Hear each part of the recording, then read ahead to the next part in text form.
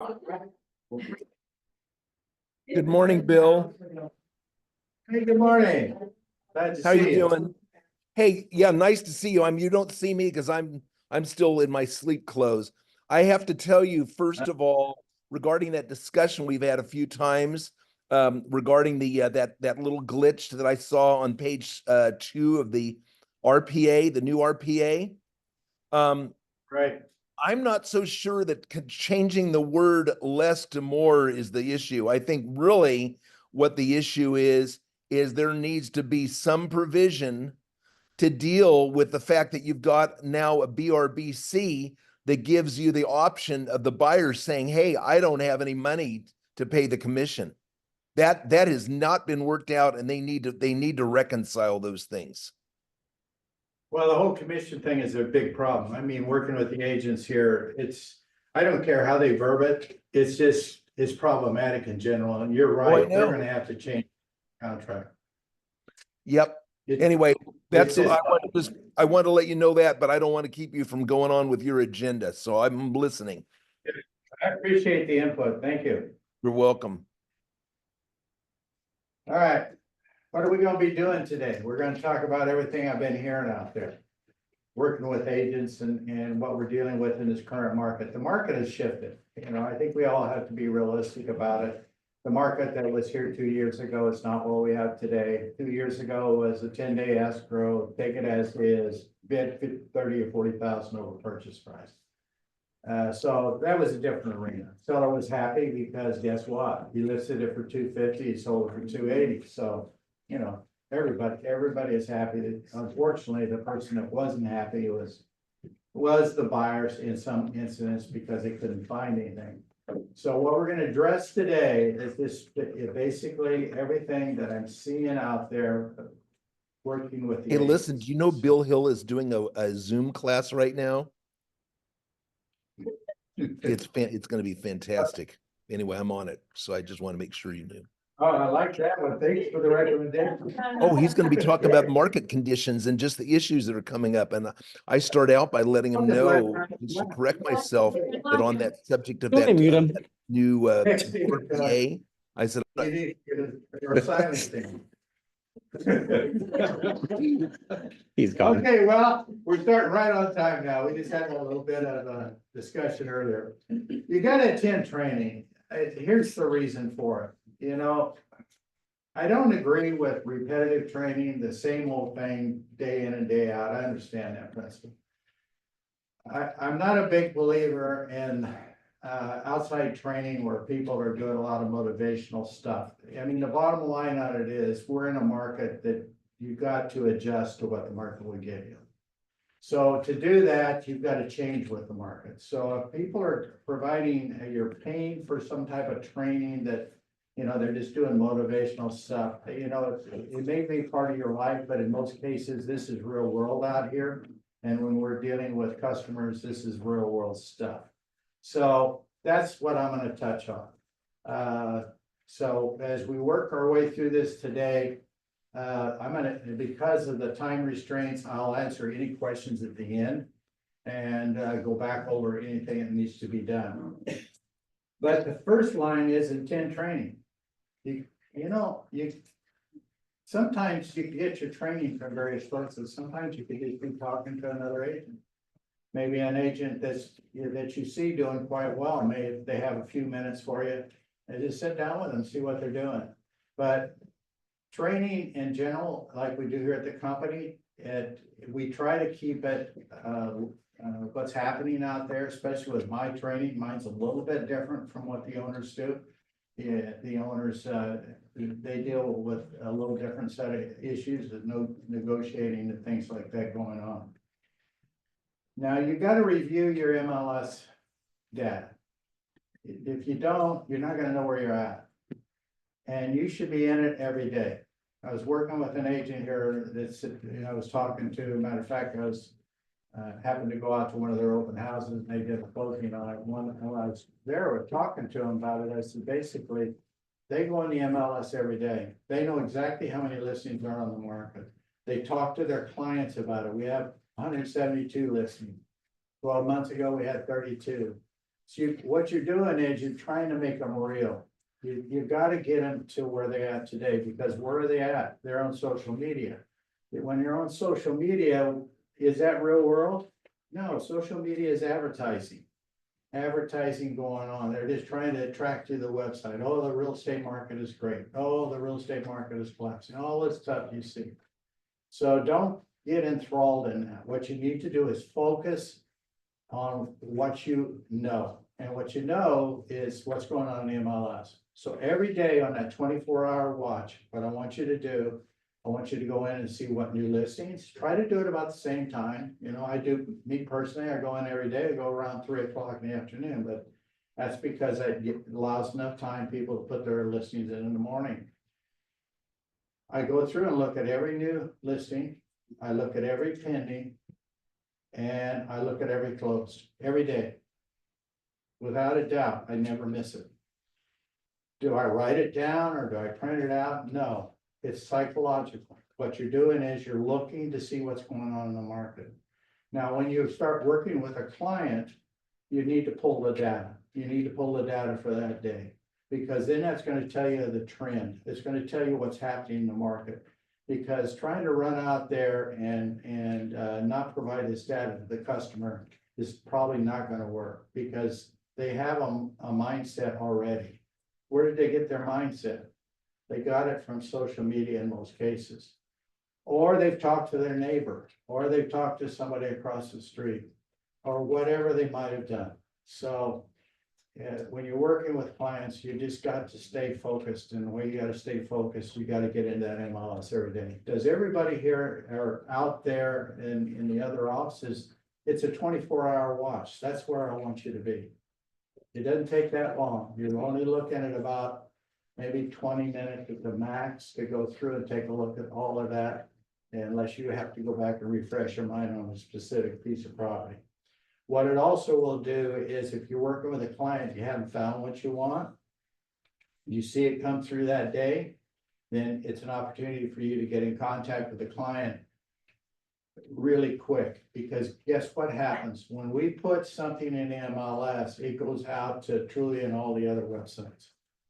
So the client, in most cases, are going to purchase properties after they look through there. In other words, they've identified their property and they identified what they're dealing with. So make sure that you're the one that's reaching out to them, not somebody that's coming off a lead generation program. Always do a market summary. In the back part of this, there is a market summary. I'm going to go over it today, but I mean, it's self-explanatory. It tells you about the market. It tells you about what's happening in the market, but that comes out monthly.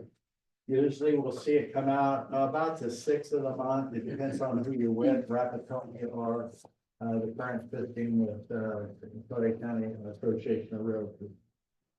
The market is closing. The closings are adjusting down.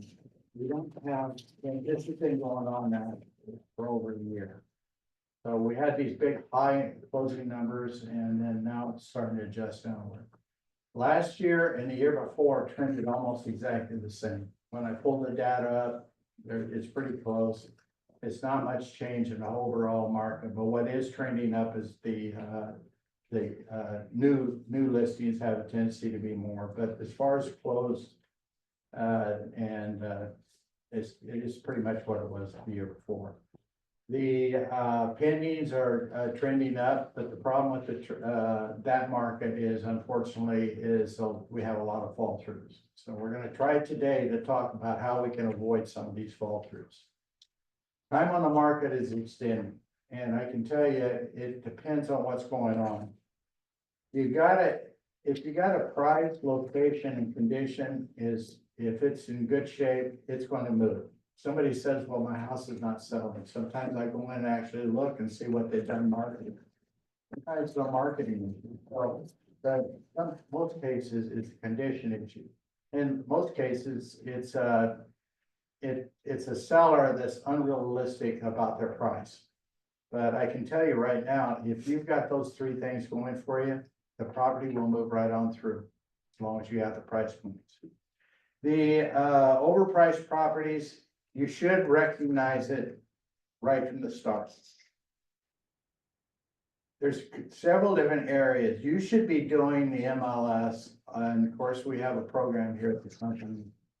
But the MLS, that's the data, you can use that and look at it, and what I want you to do is, when you're starting to run comps, I want you to pull up the property and see what's going on.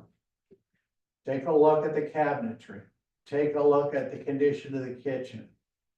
And when I'm talking about cabinetry, how much of it? Because we're finding people want more of it.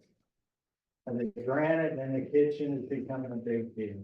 And, you know, if it's been remodeled, it's gonna get better pricing. If it's been painted, it's gonna get better pricing. If it's got new flooring down, it's gonna get better pricing. But trying to sell something as is in today's market is probably not gonna work. So, you know, how do you overcome that? Basically, here's what you do. You run those comps on that property. I want you to pull at least 3 properties within the geographical area. Try to get it up, you know, less than a mile if you can find it. Most cases you can.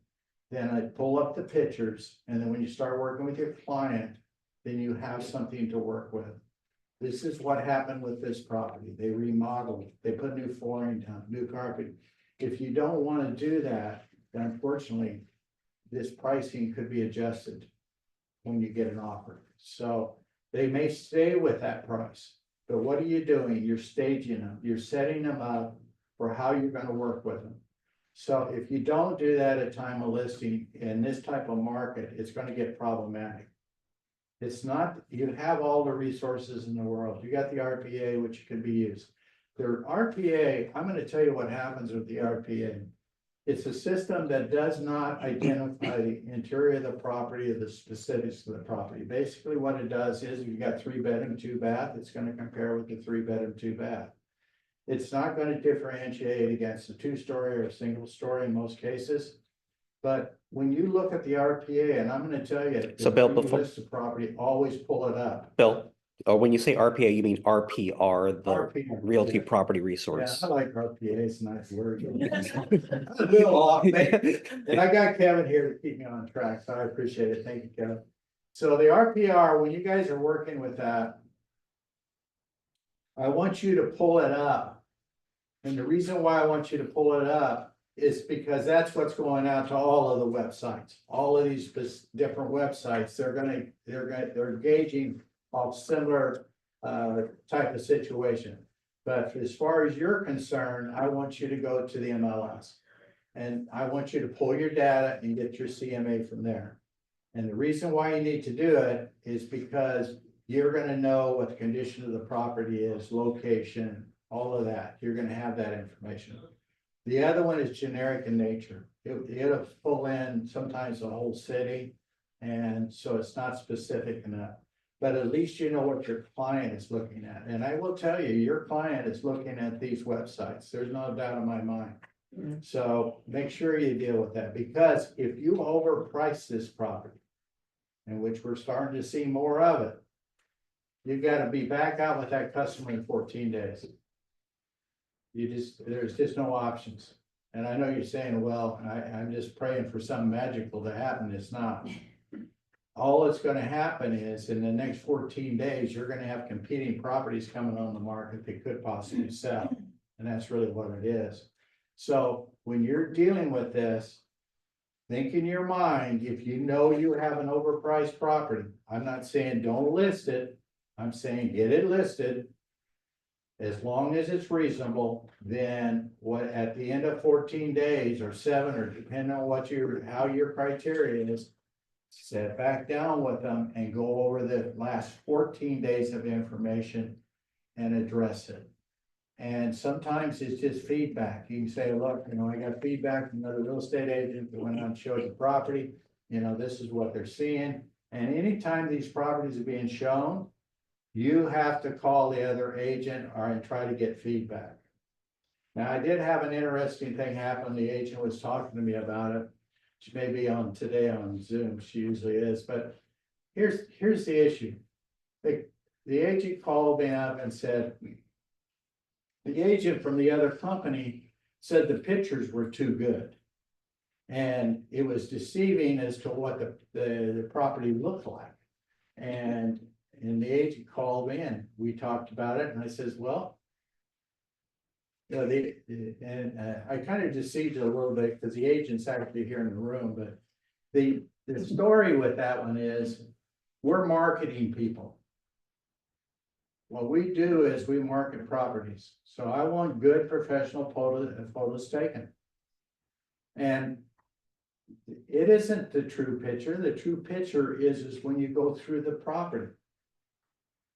When you get a good photographer, they're going to create your future lead that's going to send it into the property. When you talk to them, then you're going to have to do sales. When they come into the property, most cases, the pictures are going to look better than what the property physically looks like. That's when you go to work. That's when you earn your compensation. That's when you earn your commissions. And an agent complaining about that, they don't need to be in the business because they don't understand marketing. Marketing is about getting people in the property and you're the person that's going to do it. Once they set the appointment, you're going to take them out and take them through the property. It usually tells me that's just laziness on the other agent. They don't want to be bothered going out and seeing a property that's not pristine. Now, what do we know happens to these pictures? They clean them up, make them look pretty good, right? And it's really marketing. That's all it is. And property not making appraisal. Are we having a problem with that? Yeah, it's becoming a problematic issue. And just be prepared to negotiate it. I wouldn't get nervous about the appraisal. The appraisal is based on a criteria that's established by one person, and usually the banks have indicated some of that criteria that they need to follow. So what you need to do is you need to know that that could be an issue, especially if you run your CMA and your CMA says this property is not worth what we sold it for. It's a potential fall through. So we got to be careful with it. So you have to watch it and you have to get the appraisal done as soon as possible. I don't want anybody running around out there that hasn't put their money up for the appraisal and haven't done it in a timely manner. It's got to be done. You work with the lender. There's two things that I want you to look for. Number one is the deposits going in for a contract. And if it doesn't show up, that's a telltale sign that there's a problem. Are we having problems with that? Yes. In 1 week, I had 2 different agents contact me. They didn't get it. Never come in. So you have to send a form over to get it in there. And so you can identify if you got a problem or not. Try to keep the deposit as 1% of the sales price. That's what we're seeing more of to try to keep people engaged. The other thing is the appraisal. Check with the lender and make sure the appraisal's been ordered. We're having people stat on properties in our, on our stuff that we have here at the company. And what are they doing? They're not ordering the appraisal. What are they doing? They're out looking for other properties. And then they cancel on us at the end of 17 days. So I want the appraisal ordered and the other agent to be contacted to why it hasn't been ordered. They have to put up a fee. They have to put up some money. And depends on what the type of appraisal it is, but make sure it's being done. Otherwise, you're not going to go to the bank because there's this stuff that we're seeing now.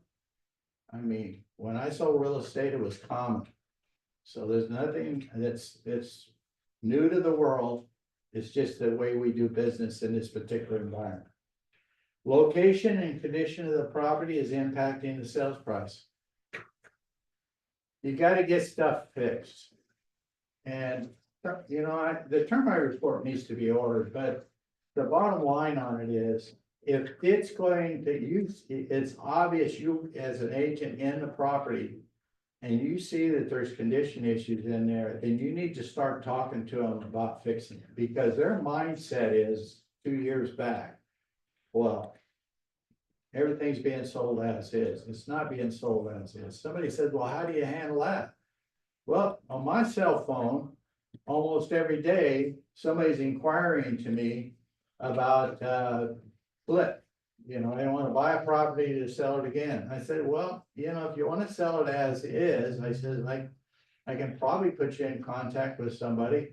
Trust me, by the time they come out there, they will have reduced the price down and get them back into reality. I don't advise it, but I mean, the bottom line on it is how you wanna sell a piece of property. Most important thing is you need to go ahead and get it listed.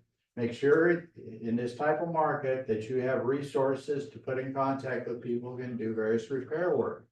Because that's the way it's gonna be. Have a little list that you work with or check with some of our agents that been in the business a long time and have certain people that they work with. Divorces are getting really ugly. I mean, I'm working on some stuff here with agents and I'm telling you, it's a nightmare. Because you don't realize how much hatred is in the family when they got the house in the middle of it. And it's all about the money. So you gotta have all parties sign it. In other words, if the buyer has got to sign, the buyer is, of course, is married. So both parties are gonna have to sign the listing agreement. And don't take any listings unless you have them. Now, if there's attorneys involved, that's fine. Let them fight the battle. You don't need to be fighting the battle. That's not what your role is. Your role is to sell the property. And make sure there's equity. This morning, I was just working with one of our agents here, and the first things, they got an ugly divorce going on. I said, is there enough equity in it to pay the commission? If the equity is not there, this is not what you want to do in life. So, because guess what? They will just bend your ear until you text you to death, one or the other. So make sure that there's an understanding. If you're dealing with a divorce, make sure you understand, you've talked to both clients and make sure that they're on the same page, and then make sure there's equity. How do you find out if they have equity? These properties, in most cases, haven't been around for a long period of time, usually 2 to 3 years max. Just ask them to contact their lender and find out what the payoff is. Then whatever you're listing the property for, then make sure you can get your commission out of it. So that's gonna be the key to that. Also, at the time of listing, get a preliminary title report. And if you're working with a specific lender, title company, then call them up and ask for that report. If they're not willing to do it, go to another title company. They should. In this geographical area, it's a little bit more problematic than in some areas. Because you want to see if there's any liens. And if you're concerned about whether there's liens or you don't understand it, ask the title company representative. New construction. Here's what's going on in new construction. I think this year is going to be a really interesting year because they're offering more seller concessions. They're also starting to offer compensation to realtors in a little larger amount than what they did in the past. Some specific companies were paying very little or none. That will all change. I can tell you that they'll push that up. The reason why is because a lot of construction is going on. But make sure you understand it. Make sure you go out and you look and see what it is. If you have a property that's for sale, you need to know what your competition is. So you need to go, if you're working Northwest, let's say for example, or any city, the bottom line on where all the new construction is going on, you need to understand the valuations there. So that'll help you. Because the builders are doing two things. They're offering seller concessions and they're offering buy downs on the loan. So we already know that's out there. It's an opportunity for you to do a sale and they'll pay you a commission too. You got to understand your product. You have to understand, when I told you MLS, you need to go on it every day. That's your product. And if you don't understand your product, you're not going to make it. It's like any type of sales because that's what we deal with. Solar issues, I'm going to be doing training on that probably next month or the following month, but I'll probably be doing it next month. It's very problematic. Make sure you understand it, you understand the process. And the most important thing is if you see solar on the property, always look on the front or the back side of the property and always ask the client. The client generally does not know anything about solar. They just know they got it for free. And that's all they know. So what you gotta do is day one at time of listing, get a copy of the solar agreement so we can identify what we're dealing with. We either have a lease, power agreement, or a purchase, one of those three main ones. So if you don't understand it, feel free to email it over to me. I'll look at it for you and explain to you how we're gonna try to manage our way through it. Because some of them is really ugly. And it's unfortunate, but there's a lot of people being preyed on out there in a market. That's normal. You see it when you're offering something free. So get a copy of the agreement. The agent issues are really just lack of knowledge. You know, we went through a market for a couple, 3 years, and it was so easy that they just had to grab a name and they were gonna go to escrow. So it's not a case you don't want to work with them. That's never the case. It's just an understanding their lack of knowledge may have to help them on their side. And, you know, sometimes, you know, now if there's a big ego running around on the other side, sometimes you know, that one can be a horrendous problem because guess what? They make decisions for clients, right? And some of their decisions is their lack of knowledge. So just make sure you understand how you're working with them. Using the commissions has become a bigger issue. It shouldn't have been, but it is. You know, bottom line on it, most people don't realize who pays the commission. If you're a seller, you're not paying the commission if you don't have a sale, right? So the person that's actually paying the commission is the buyer, because the buyer is bringing the money to the table. Now, we have agents out there that decide they want to reduce your commissions, and you know, that's a whole training session themselves. And they want their full 3%, but they don't want to pay anything on the other side. And they don't realize that the buyer's actually paying it. So sometimes this is getting a little bit scary going back and forth. I don't have 100% understanding. I don't have seen enough deals with this stuff. I mean, I'm getting a pretty good feel. You know, we put in our contract the 2.5%. We send it over there. We see what they do. I'm finding out if it's a full price offer, that commission is generally not a problem. If it's less than a full price offer, then we're starting to struggle with this thing a little bit. Commissions are coming back a little bit less. Or the agents took a listing for 4%, and they still want their 2.5%, 3%, and they want to pay you 1%. So I'm seeing those, but we just we deal with that on a one-on-one basis. And the way we do it is we do it through a counteroffer format. But when you're working with your client, if you got a buyer, you need to tell them, you know, this is just part of negotiations. You know, because we're not making a demand. We're just saying it's part of negotiations. Let's ask for this and see what they'll do. Because in most cases, I'll be honest with you, you're waiting for a buyer to pay the commissions. If the buyer is going to pay the commissions, they're probably going to reduce the sales price. So it just becomes an offset. Some people cannot do anything with it. Most of your FHA buyers, there's no way that they can address that and deal with it. I feel that programs will be coming out, and as we move forward, and they already starting to see it, that you can put it into the loan to address that and deal with that issue. And you just have to work with the lender on it. The buyer's loan qualifying issues, these rates, you gotta work with the lender. Now, if we know new construction is doing seller concessions, what do you think the buyer's gonna do after they went out and looked at 3 or 4 houses in a subdivision?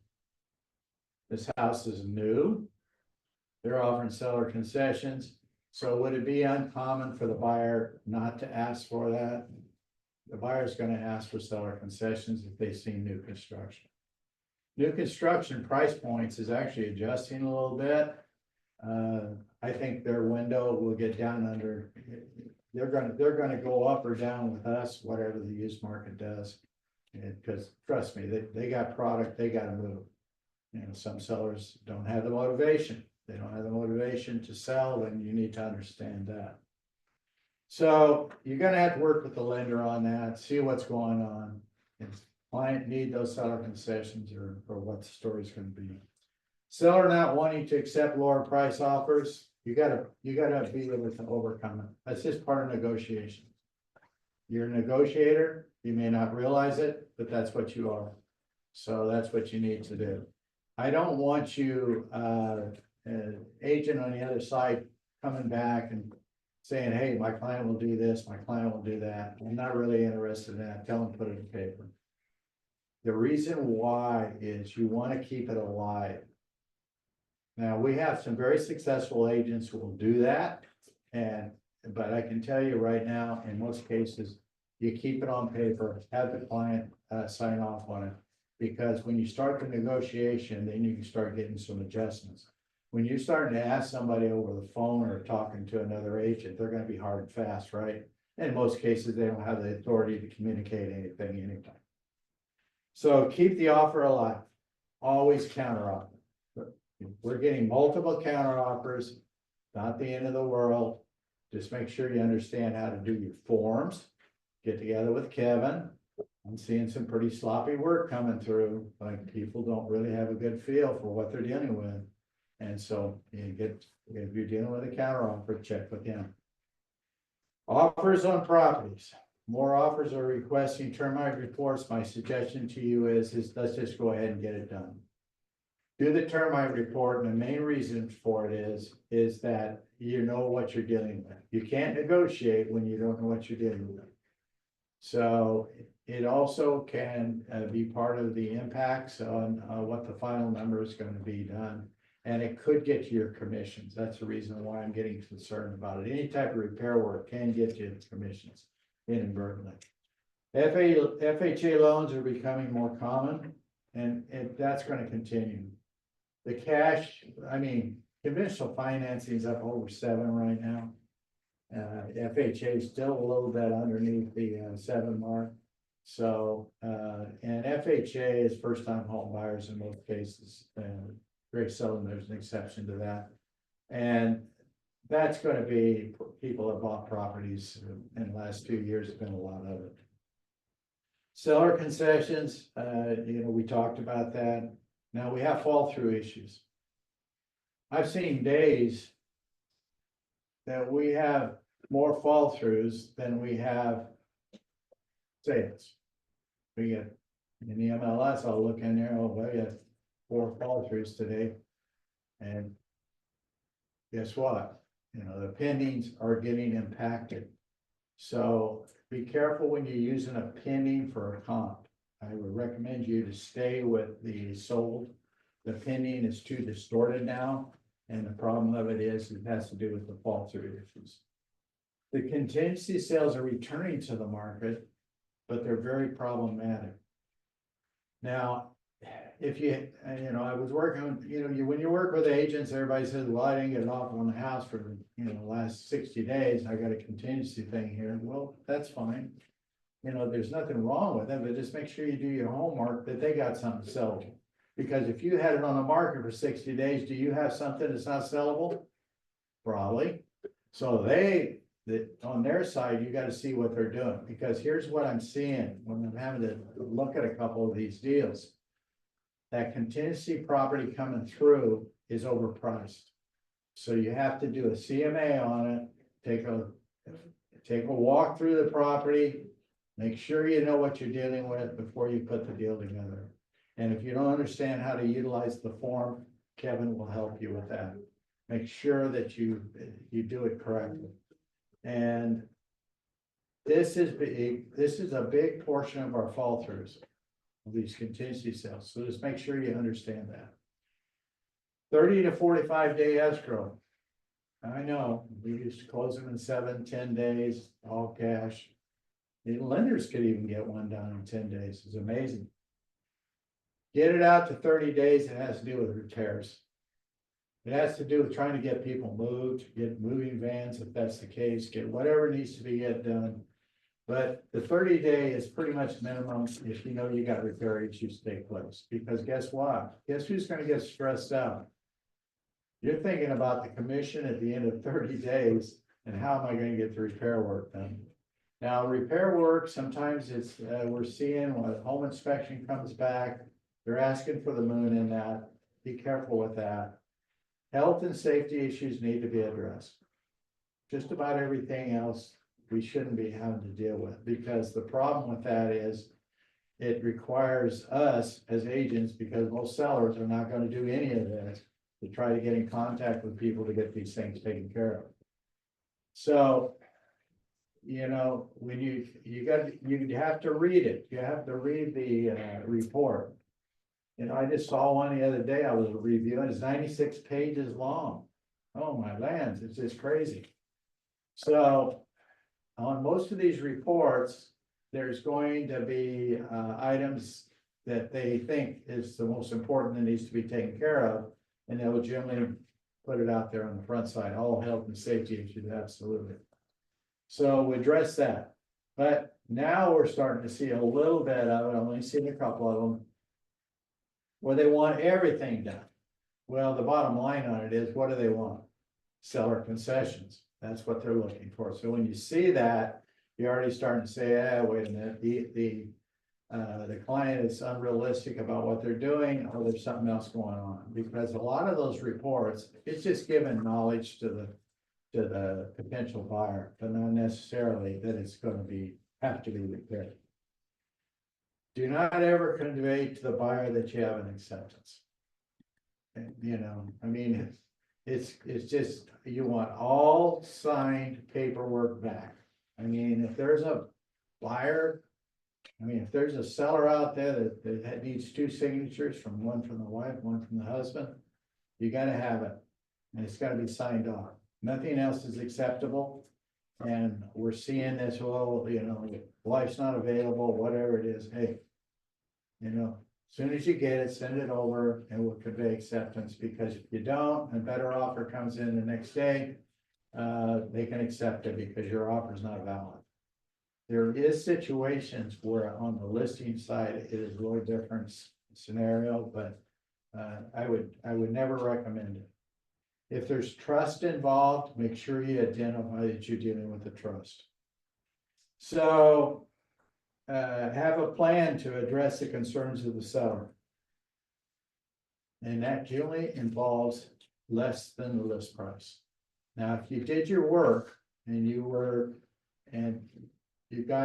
did everything you're supposed to do, and you know you had it listed correctly, and an offer comes in less, we're seeing more of this, then you're gonna have to go back and take a look at all your comps and also any brand new ones that come in to make sure that those numbers still good.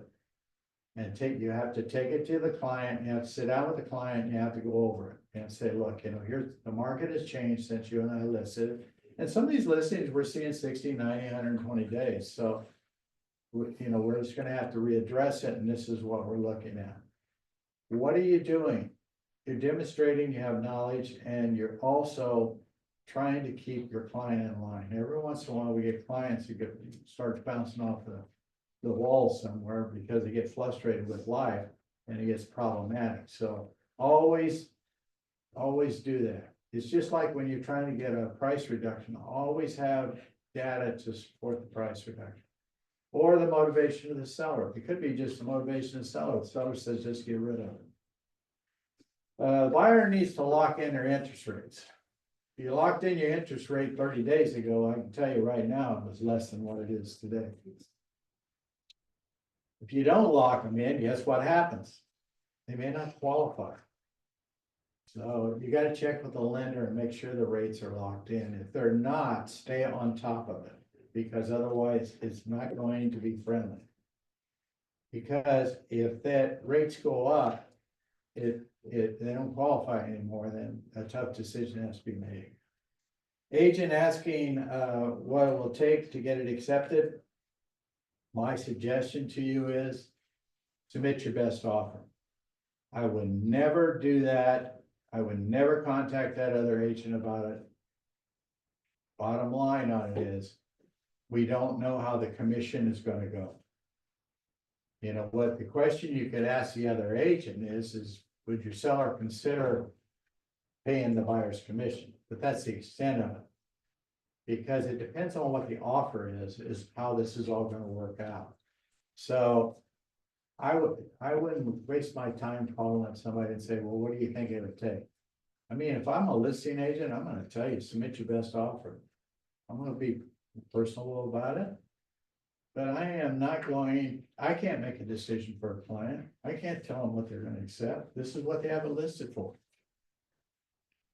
And then we got these arrogant real estate agents running around out there, think that they know the world and they might have sold. You can act, I don't know if you guys realize that you can go in the MLS and see how many transactions somebody's done. I can tell you what I would do. If I'm working with an agent, I'm gonna look and see how many transactions they've done. If all I see is goose eggs, I'm thinking, and they're arrogant and they're problematic and they're hard to work with and they're not humble. You know, I already know it's gonna get to be up, you know, they can become a deal killer. In this business, it's not built around how many sales you have. It's your negotiating skills. If you're brand new to the business and you know how to negotiate, then you're gonna be fine. You follow these guidelines and you're gonna be fine. But it isn't about how much you know, and it's about staying with your client, staying responsive, don't get lost. And, you know, otherwise, you're not gonna go to the bank, because that's the type of market we're in, and you're gonna be looking at fall throughs. Let's talk about the appraisals. And I'm getting more calls on the appraisal issues, and there's a way to negotiate your way through the appraisal. The appraisal, the property's not making appraisal, get a copy of the appraisal report. If you're the listing agent, get a copy of it. And because you need to sit down with your client, because that's the best tool you can ever have. And so also another thing in there, with the appraisal report, look for their repair issues. You gotta know your repair issues. You gotta know what you got. And I had one here, we all of a sudden, everybody had to run around at the last minute to get something taken care of. It wasn't a big deal, but it's not stuff that we should be seeing at closing. So you need to look at the appraisal report. If you don't understand what you're reading, you know, I understand that. I want you to look at the section where if there's any repairs, or ask the lender. Ask the lender, is there any repair issues that need to be addressed? Most common place you're gonna find it is with FHA. Conventional financing can actually sell as is, and so they're not. But that does not mean that they won't write up something. They can write up something, depends on what it is. What I need you to do is have 3 comps in the last 60 days. Doesn't necessarily have to be around the block, but it has to be geographically a single story house if it's a single story sale. If it's a 2-story house, it's a 2-story house. Trying to do the 2-story against a single, the price per square footage can fluctuate. So make sure you stay focused on what you're doing there. Because if you can get 3 comps that are single story, they're gonna be the most accurate.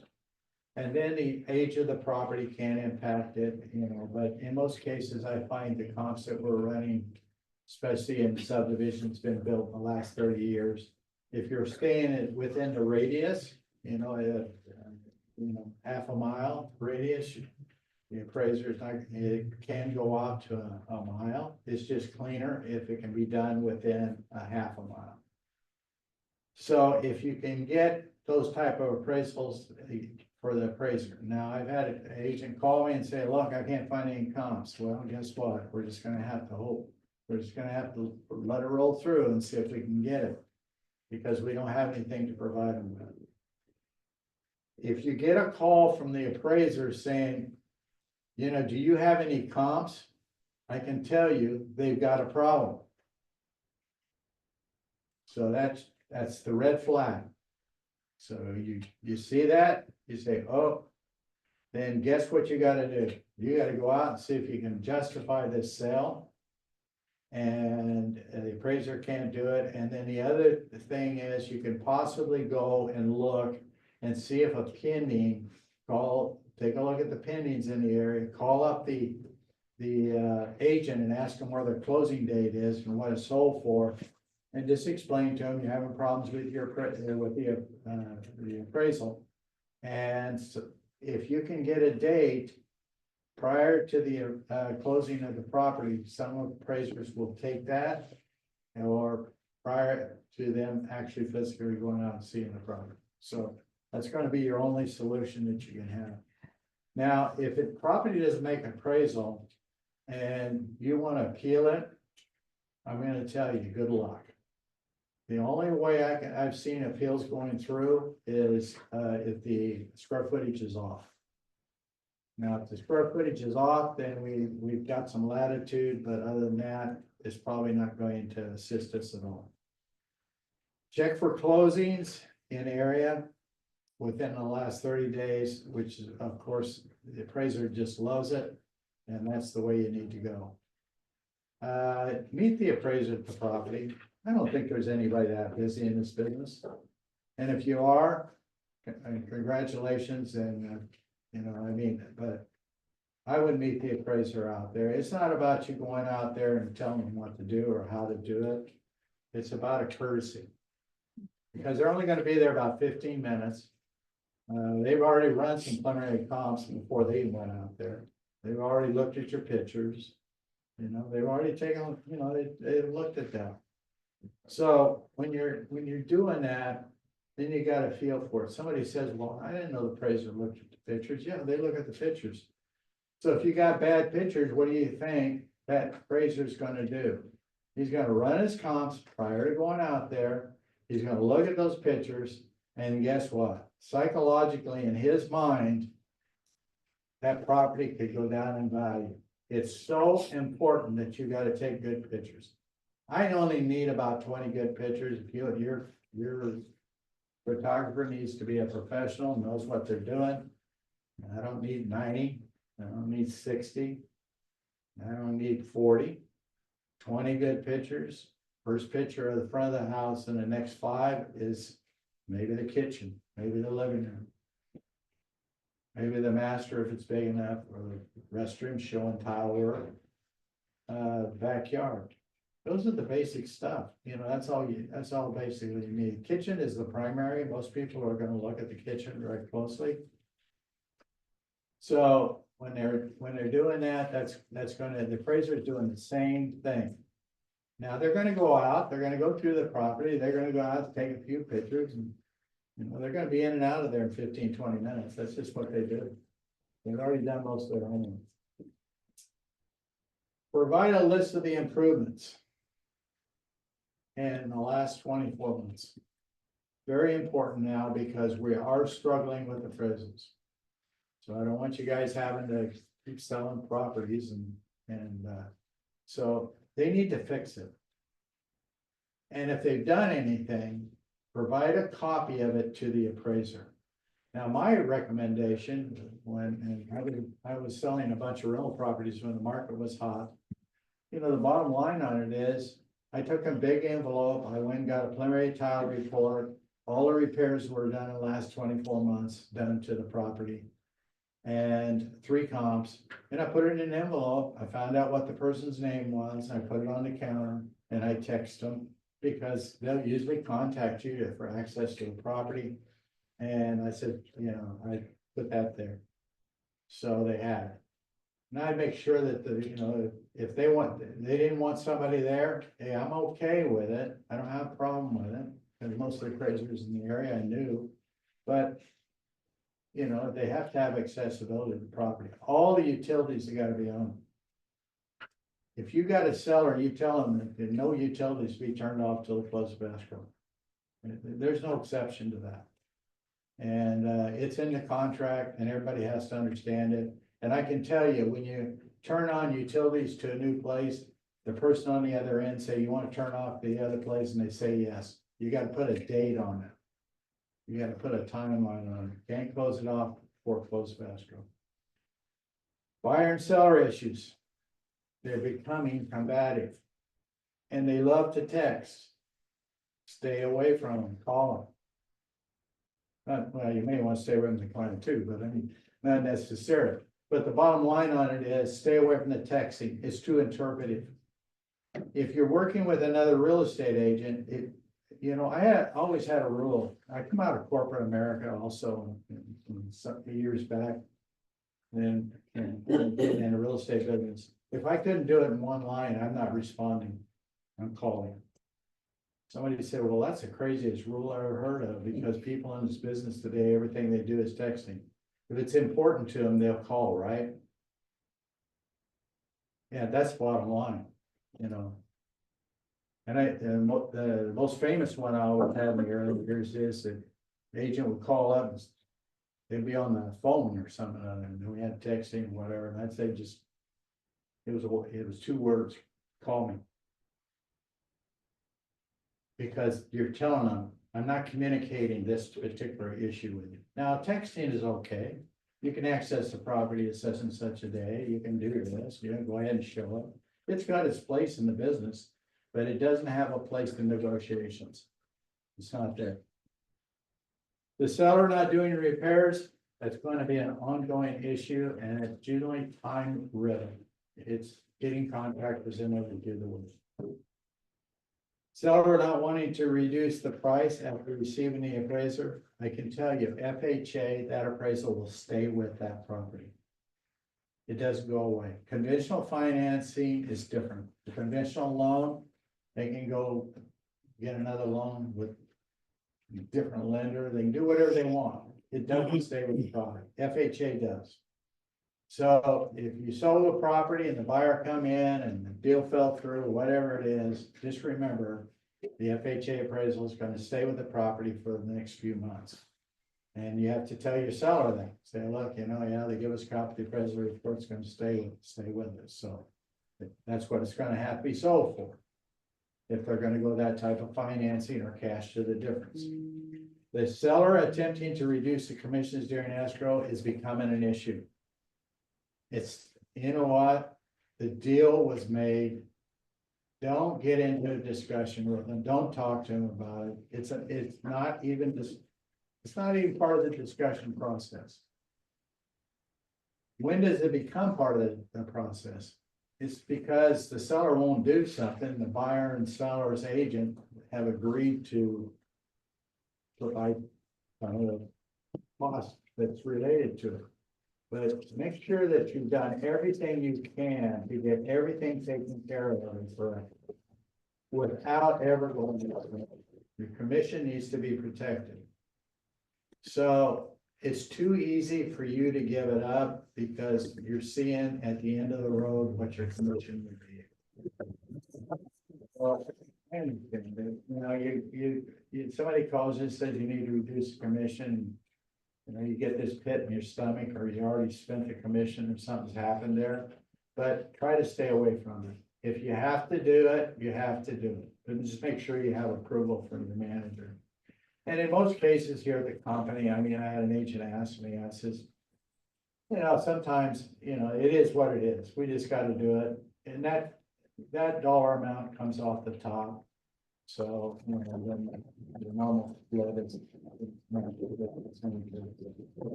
But check with your manager, make sure they're good with it. And when an agent calls you about reduction of the commissions, keep it simple.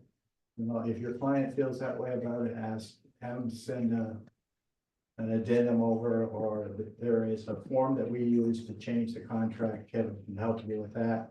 And that's the point we to use. And social media, it's too much false information out there. Just make sure you have awareness of it so you understand it. And websites, they're problematic in general. Where you don't have the property condition issue. We talked about it a little bit earlier. Just make sure you know what you're dealing with when you're doing the plan. And marketing, Too many pictures, poor quality. You know what I'm starting to see? There was an agent here, not in our company. Man, he did the best pictures I was enjoy. He was just, he's a big producer in town. He was in training one time on himself. I go back in there and look at his last two listings. And he's can't do it. You're not qualified to take quality pictures. Now, I understand what's causing this, is what's causing it, unfortunately, is that, you know, they're reducing their income and they don't want to expend money on the property. My philosophy is, if you're listing something and it's got a value, then you need to invest in it. And if you want to do your own pictures, that's fine. Company doesn't tell you no, that you can't.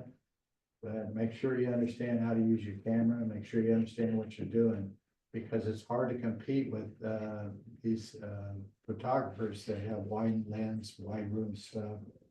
You don't have to go out and do the aerial stuff. You know, if you got a higher end property, that's one thing. You can ask the agent to, I mean, not the agent, you can ask the photographer, maybe if it's a vacant piece of property, just visually stage a couple rooms. My only recommendation on that one would be the staging of the possibly a bedroom, living area, and in most cases, not any more than that. Now, that is an additional expense, but you don't need all the bells and whistles. And you know, most of these guys, most of these people will take 40, 50 pictures, pull them, go through them, take a look at them, and get the ones out that don't make any sense. And then you don't ever rely on whatever they send over to you to send it to your staff person to load it in. You know, you got to get it in the right order. Even if the staff person did it, you have the ability to go into your MLS and delete it out. What you don't want, get it in a good order so it's visual. Marketing comments, you know, AI is good, but it is what it is. And most of the oversells are caused from that, not the pictures. The pictures are visual. And my recommendation is, if you're using that format or that program, then you go back and make it real. In other words, if I can recognize them immediately when I see them, because they use too many adjectives. So what you have to do is go back and cursory go through it and make it real. And so that it makes sense. You got to understand, this data is, you know, it's artificial data being pulled from geographically, who knows where, but make it real to your property. Have a good marketing program. You got to do your CMA. You got to have a marketing folder. If you don't have that, this is not about doing this the day you get a first listing or the day you do that. What you should have something in place where all you have to do is insert the CMA. That's all you have to do. So to get the packet put together. There's no sense you getting stressed out, and then you just attach that. And in today's world, if you can do it online, the customer's user friendly, then send it over to them. That's, you don't have to physically go out to the door and get it over in front of them. So one of the things you need to start doing is if you haven't done it already, is work on that. And that's pretty much it today. And if you guys have any additional questions or that I can answer, feel free to bring them up now, or otherwise, you guys have a great day. Appreciate you coming. Thank you, Bill. Yeah, thanks, Bill.